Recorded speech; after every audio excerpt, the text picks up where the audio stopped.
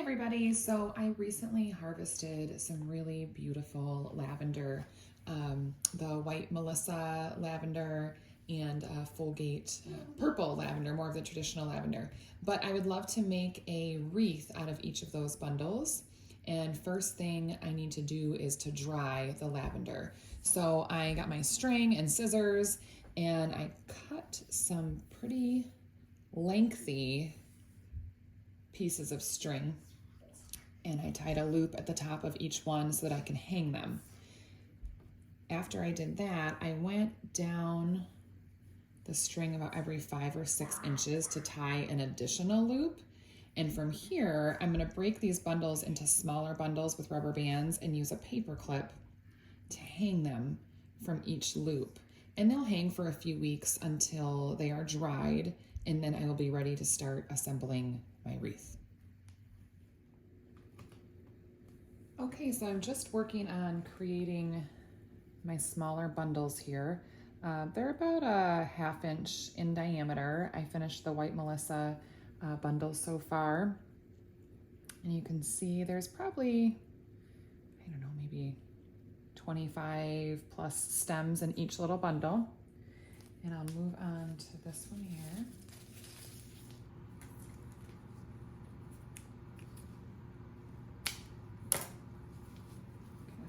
These out a little bit.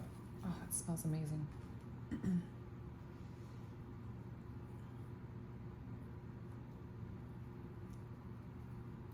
So we'll just pinch the bottom of each little bundle here. Grab a rubber band, whip it around, and set those aside. And keep going all the way through until you have wrapped up all of the lavender. You want to dry lavender because if you don't dry it and you leave it in those big bundles, it gets like kind of moldy and gross on the inside. So you want to separate it into these smaller bundles so the air can get to it and gets kind of that crispy, dry texture. And once you're there and all the moisture is gone from your bundles, then you're ready to work with them a little bit more. But you definitely don't want to leave it in those huge bundles because it will get moldy from all that moisture.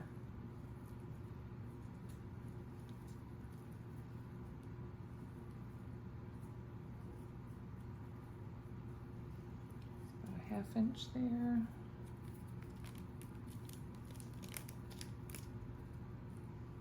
Okay, and we'll just continue going through those.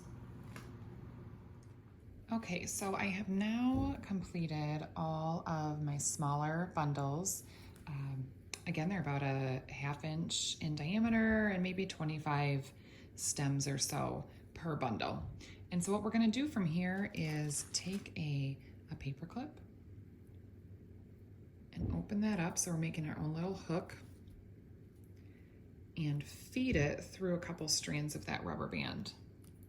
And so we'll use these to hang from that string that we made earlier, and we'll hang all of the bundles upside down so that they can dry. And you just continue to work through all of the bundles that we made.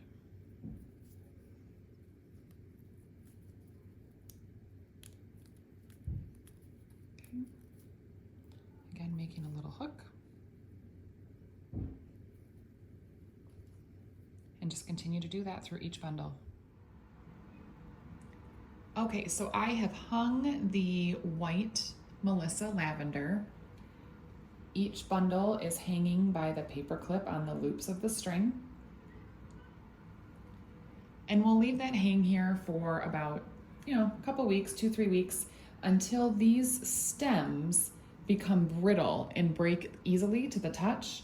And the buds themselves, when you slide your fingers down, rather than being soft, are actually a little bit crispy and will just slide right off of that stem. That's how you know when they're dried fully and there's no moisture left within the stems at all. So we'll leave those hang there, and I will continue to hang that purple Fulgate bundles from these strings here. Okay, all of the lavender is now hung, and we will let this sit for 2 to 3 weeks until it's fully dried. I prefer to hang it outside, but I don't really have a good spot to do that at my house. So for now, I will just hang it indoors, and although it may take a little bit longer, that's okay.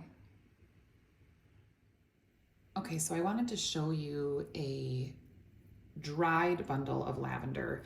This is the white lavender, and it's been fully dried. You can see now that the stems are really crispy and break easily. There's no moisture left within here. The buds themselves, so if you run your fingers over the buds, these will just kind of crumble right off.